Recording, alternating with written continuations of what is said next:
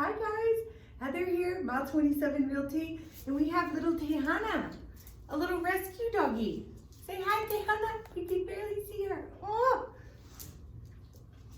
If you need a new doggy, Tejana is the one. I promise I won't teach her to jump.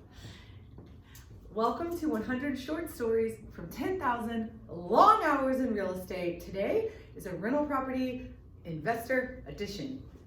So the title, a way to think about rental property investing in the DFW area. Notice I didn't say the way, just a way that I've learned how to describe it to you. I love to teach in analogies because this stuff is complicated. Honestly, I think any investment is. So these are kind of the analogies I've come up with to help you understand how to think about these different types of asset classes or strategies in rental property investing. Huge disclaimer, like huge. I am not a financial advisor. I am not a CPA. I am not a lawyer. I am none of these stockbroker titles or anything like that. So I want to be very clear because I'm using words that relate with stock market things because a lot of people can relate to that.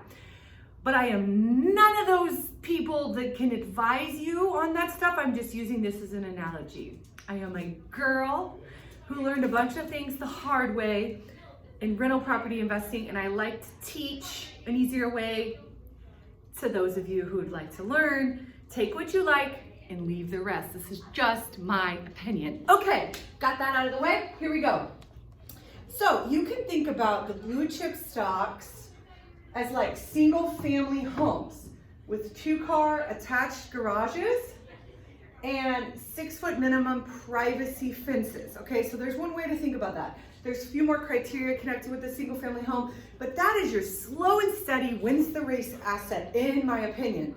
And again, I'm talking about like the Dallas-Fort Worth area. So, but basically, that's a really good way to think about that kind of asset class. It's a really good gateway property, if you will. This is a good property to learn how to walk on. I'm a big fan of these. I've tried a lot of these different things, and I'm still a big fan of these after all these years, even for seasoned investors. But at the end of the day, all of this depends on your goals, your skill set, your competencies, your risk tolerance, your time frames. There are a lot of variables. So this advice cannot be given until I speak directly to the individual or our team does, and then we can help assess what plan works the best for you based on your goals, okay? So, but anyway, that's a good way to think about these. Slow and steady wins the race, tried and true. You can pretty much sell them in any market most of the time. We don't like to buy ugly houses, even with single family homes. Those mean houses that back up to transformers or back up to highways or 6 bedrooms or overly large size. Like we like a very standard template for the single family homes, okay? The next one would be like, think about hedge funds could be equivalent to like apartments, okay? Now I put more than 5 units. So in residential real estate here in Texas, 1 to 4 units is considered residential, 5 units or more is considered multifamily. Those are for loan statuses, those are for the contracts we use, that's just for the general rule of thumb on core competencies for residential and commercial agents. So apartments are kind of 5 units or more, but you know, a hedge fund is like, typically investors have to have at least $1 million in net worth to even be able to invest in these things. They're higher risk, maybe the investment's a little higher, the investments that are made might be a little more risky.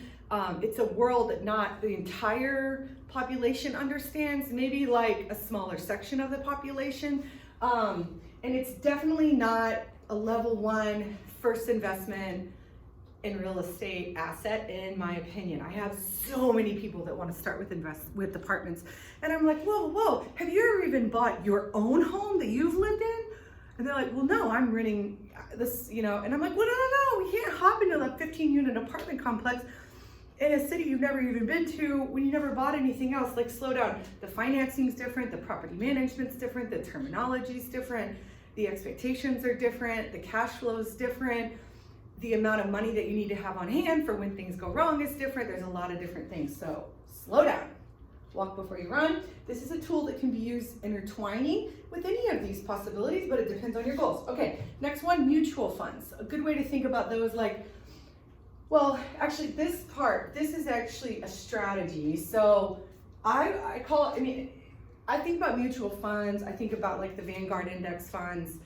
When we build these help our clients build these 10-year plus rental property portfolios. So over the course of a 10-year, which is kind of how we look at properties, like a minimum of 10-year, that's kind of how we think about it. We think about, okay, we're building a mutual fund type portfolio here. And it's pretty much like gonna work in a lot of cases as long as you give it enough time. I think, in my opinion, I keep having to say in my opinion, I want to make sure you're clear, it's in my opinion, but I feel like with enough time, any investment works, but time's always the X factor.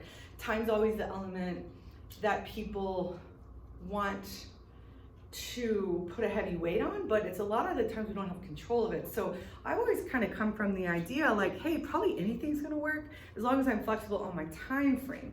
When you have a time crunch, that's what can give you some issues. But we help our clients build what we call the 5 and 10 or the 10 and 10.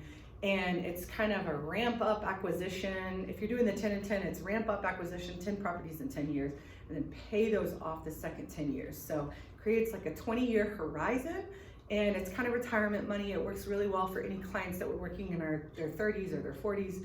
Their 20s would even be better, but most people don't do this in their 20s. So if you're an outlier, hello, but the rest of you, it's all good. Never regret what you didn't do. Just be aware of what you can do in the future to not repeat what you wished you'd done in the past. Does that make sense? Meaning we can't go backwards, we can only go forwards. Let's give ourselves grace and let's learn and pull the trigger and move forward if this is something you want to do or anything you want to do. Okay, so then that's kind of like the portfolio, and then the higher risk stocks, I would call those like the duplex, triplex, and quadplexes for our market. Again, a lot of investors want to begin in duplexes and quadplexes. Well, one thing to remember about our market is we don't really build up, we build more out because we have more land here in DFW. You have to remember, our market, it's kind of newer. So we have a lot of clients from Boston and Chicago and San Francisco and LA and New York, and a lot of those markets have been building their market areas for another 100 years or 200 years longer than Dallas has. I think historically Dallas, we kind of really started having a boom economically with businesses investing here. Economy started to get diversified with jobs. A lot of relos started coming in around the 70s. And before that, we didn't have a whole lot going on, and then we were more of an oil and gas. And then America's Team got marketed with the Cowboys, and I think the TV show Dallas, I really think that had an impact on the marketing of our city. And then fast forward 40 plus years, and here we are in this beautiful diversified economy. So in the next 20 years, population, or 30 years, excuse me, I think we're supposed to double the population. And as those kind of things happen, we'll have to build more up because we don't have the land, but we still have the land. And like Tarrant County, we haven't even really started. I mean, just in the last few years, started to really develop that area, which is the Fort Worth side of things. But I think like you just have to be aware. If you go with this asset class, again, I don't recommend it on day one, property one, but I think it can be intertwined and melted within the portfolio, but you have to keep a couple things in mind. Number one, you're probably gonna sell to another investor. Most normal like buyers don't buy duplexes or triplexes. Most investors do. Some buyers do, savvier buyers, buyers that think, okay, I'm gonna live in one side and lease out the other. Okay, maybe, but there's not a whole lot of that going on, to be honest. Maybe there will be, but it's not in this moment.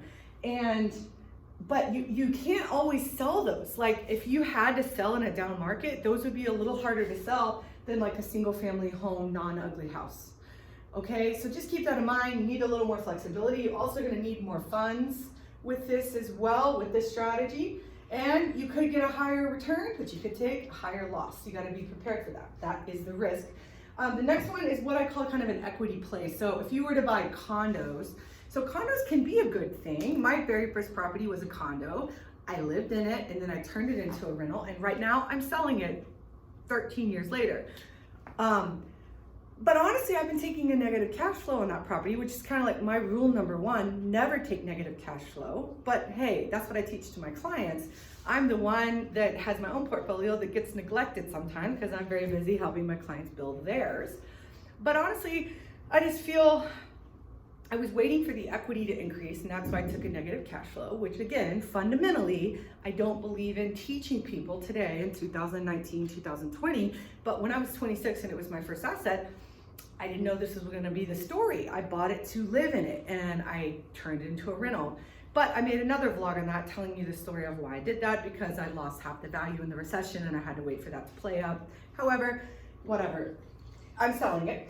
Nonetheless, I think condos are really hard to cash flow because you have really high HOA dues. A lot of times those include water, they include basic cable, they include some other things that yard maintenance that the tenant would normally take on as their expense, and it's hard to pass those back through to the tenant, and the rents don't always correspond to that, and you have to be within market, because just because you pay HOA dues doesn't mean the tenant has to if the unit next door is leasing out for 300 less. So I think that's hard. You have a little less control. The HOA has a lot of control unless you want to really get involved, but even then you still have one of the quorum of votes. So you have a little less control, and I think if you had to choose between a condo or a townhome, I would usually almost always go townhome, because at least you own the land, you usually have a garage associated with that. But again, depends on your strategy. I'm sure some of you are killing it in condos, and awesome, please tell us and leave comments and give us your thoughts on that. I just personally think it's a little riskier. The cash flow is a little harder to make if you have higher HOA dues and you can't pass those on to the tenant. Yeah, okay, and then emerging markets. So this is what I would call like Airbnb investing, wrap loans, seller financing, Section 8 leasing, flipping, and at the bottom, that BRRRR strategy that everyone wants to talk about now that still kind of being learned about. I'm learning about it myself, but it is emerging. Nobody really knows how this is all going to play out. Now, wrap loan, seller financing, yes, those have been around a long time, so have flips, but those are 100% very highly risky investments. I promise you they are, especially if you're new to this game. This is not, flips are not what they used to be before the internet came along and before the era of HGTV myths and TV watching and education has come along. We have, those two things have kind of leveled the playing field for the access to information, and therefore supply and demand has readjusted, and therefore the returns are lower, assets are a little harder to find, and it's a lot more expensive to do that. Now, that being said, that statement is still very true for anything in real estate. But that's why I think a really good team can help you mitigate a lot of those risks, help you keep a clear and focused goal and objectives, and just help you understand what it is the heck you're trying to do, because there's so much information out there. It's hard to even know what you want to do and why you want to do it, and who you can trust. So we really help try to streamline that. That's what we've been doing for years, and I really, truly, honestly mean that. So if you have any questions, reach out and we'll help you. If we can. We can't help everyone because we're not a fit for everyone, but those of you that like what I'm teaching, give us a call, reach out. Okay, so anyway, those are kind of some ways to think about, in my opinion, for the DFW area, how to think about rental or real estate asset classes and different strategies. Okay, hope you enjoyed this 100 short stories from 10,000 long hours vlog today. I'm Heather. If you have any questions, please leave them below. Remember, just take what you like and just leave the rest. That's all you gotta do. Just keep on passing through the YouTube channel. We don't need any negativity here. We're just trying to help each other be better, faster, stronger, and all those things than I did in my career, which is why I do these vlogs. Have a good day, and we'll see you later. Bye. Got my remote. Okay, didn't work. Bye.